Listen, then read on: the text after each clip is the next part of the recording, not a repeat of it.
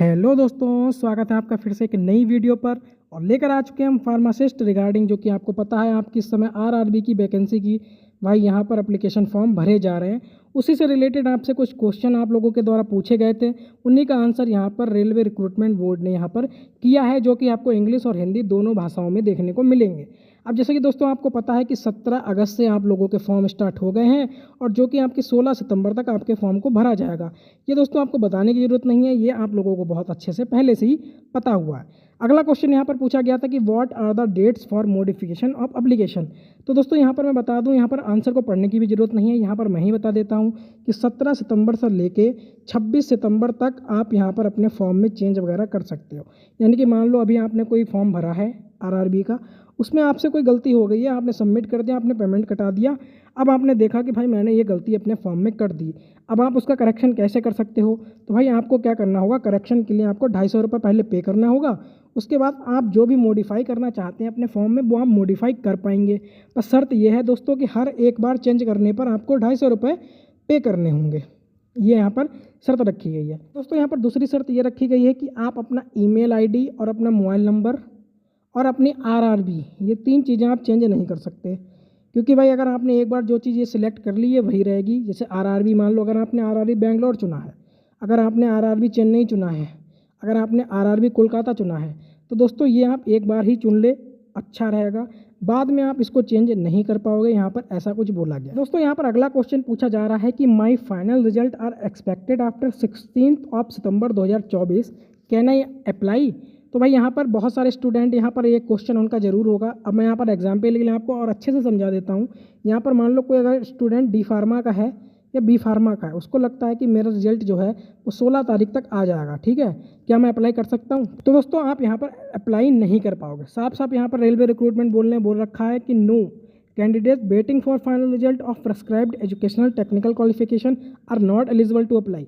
भाई आपका registered pharmacist होना ज़रूरी है। ये मैं सिर्फ फार्मासिस्ट लोगों की बात कर रहा हूँ, ठीक है, कि आपका रजिस्टर्ड फार्मासिस्ट होना ज़रूरी है। बाकी दोस्तों वैकेंसी तो पूरे पैरामेडिकल कोर्स के लिए आई है यहाँ पर, लेकिन मैं मेनली यहाँ पर बात सिर्फ फार्मासिस्ट की करने वाला हूँ। तो अगर आपका रिजल्ट वगैरह नहीं आया है तो भाई आप अप्लाई नहीं कर पाओगे।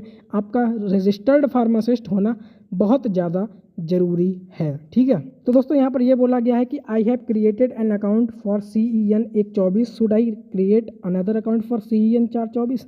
तो यहाँ पर दोस्तों ये बोला गया है कि अगर आपने रेलवे की भर्ती में कभी पहले आपने अप्लाई वगैरह किया है तो आपके पास अकाउंट होगा रेलवे का, ठीक है।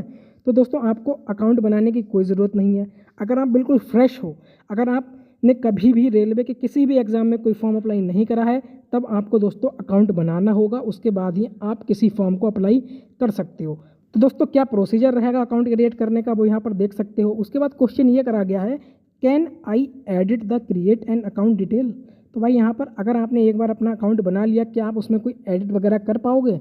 बिल्कुल नहीं कर पाओगे दोस्तों। एक बार जो आपने डिटेल वगैरह फिल कर दी तो भाई उसके बाद आप कैंडिडेट जो है ना, वो कोई भी डिटेल यहाँ पर चेंज नहीं कर पाएगा।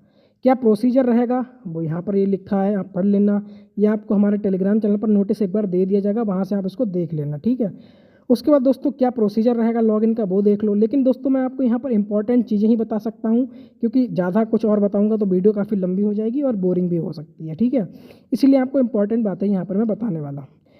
तो दोस्तों यहाँ पर अगला क्वेश्चन ये पूछा गया है, can I apply to more than 1 RRB? तो यहाँ पर साफ साफ लिखा मिल जाएगा, नो यू शुडंट। आपको सिर्फ एक ही आरआरबी का चयन करना है। आप एक ही आरआरबी में फॉर्म को फिल कर सकते हो, उसके अलावा और नहीं कर सकते। फिर अगला क्वेश्चन यहाँ पर पूछा गया है, can I apply multiple application to same RRB? क्या मैं एक ही आरआरबी में एक से अधिक बार आवेदन कर सकता हूँ? उसका भी आंसर है नो। भाई आप बिल्कुल भी नहीं कर पाओगे। अगर आप ऐसा करते हो तो भविष्य में आप कभी भी रेलवे रिक्रूटमेंट बोर्ड तथा रेलवे रिक्रूटमेंट सेल की कोई भी वैकेंसी आएगी उसमें दोस्तों आप लोग फॉर्म को नहीं भर पाओगे। ये बात आपका जान लेना बहुत ही ज़रूरी है। उसके बाद यहाँ पर अगला क्वेश्चन पूछा गया है कि why Aadhaar verification is required? Aadhaar verification क्यों रिक्वायर्ड है? तो भाई बिल्कुल यहाँ पर आपसे आधार का वेरीफाई होना आपका ज़रूरी है, वरना आगे चल के आपको दिक्कत आ सकती है। तो दोस्तों यहाँ पर आरआरबी का कहना है कि आरआरबी आपका जो आधार का डाटा तो ले रहा है, लेकिन वो किसी के साथ साझा नहीं करेगा किसी भी उद्देश्य के लिए। तो दोस्तों अगला क्वेश्चन है कि why should I do if I don't have Aadhaar? अगर मेरे पास आधार कार्ड नहीं है तो मुझे क्या करना चाहिए? तब आप driving licence, passport, PAN card, voter ID से फॉर्म को फिल कर सकते हो। ठीक है, ये सारी बातें यहाँ पर बोली गई हैं। उसके बाद दोस्तों और यहाँ पर चीज़ें हैं, जैसे कि क्या मैं अपना पासवर्ड बदल सकता हूँ आईडी का? तो भाई बिल्कुल आप पासवर्ड बदल सकते हो। क्या आप आरआरबी का जो आपने चूज़ करी है उसको बदल सकते हो? तो भाई नहीं बदल पाओगे। मैंने आपको पहले भी बताया है कि आप कोई भी चेंज नहीं कर पाओगे। आप सिर्फ कुछ चीज़ें ही चेंज कर सकते हो, जैसे अगर आपने कोई क्वालिफिकेशन डिटेल को गलत फिल किया है वो चेंज कर सकते हो। आप ईमेल आईडी चेंज नहीं कर सकते, मोबाइल नंबर चेंज नहीं कर सकते, आप आरआरबी चेंज नहीं कर सकते। ठीक है, ये 3 चीज़ें तो आप कर ही नहीं सकते। उसके अलावा आप कुछ भी चेंज करो, बस आप 250 रुपये दो और चेंज कर लो। ये सारी यहाँ पर प्रोसेस यहाँ पर है। तो दोस्तों यहाँ पर अगला क्वेश्चन है कि who are eligible for free travel authority free railway pass. तो यहाँ पर एससी और एसटी के जो कैंडिडेट रहेंगे, सिर्फ वो लोग यहाँ पर फ्री ट्रेन की सुविधा ले सकते हैं एग्ज़ाम टाइम के दौरान। बाकी कोई भी कैंडिडेट जो है वो यहाँ पर फ्री ट्रैवल अथॉरिटी की जो मतलब कहने का मतलब है फ्री रेलवे पास का सेवा नहीं उठा सकता। उसके बाद दोस्तों यहाँ पर और भी चीज़ें बोली गई हैं, जैसे कि आप यहाँ पर देख सकते हो कि what is EBC, what are the benefits given to EBC candidate. ये सारी जो चीज़ें हैं वो आप पढ़ लेना। ठीक है, ये आप लोगों के लिए इंपॉर्टेंट ज़रूर है, लेकिन मैं ये आप लोगों के ऊपर छोड़ता हूँ क्योंकि आप लोग इसको अच्छे से पढ़ पाओगे। ठीक है, मैं वो यहाँ पर क्वेश्चन बता रहा हूँ जो मेनली हर किसी की दिक्कत बन सकते हैं।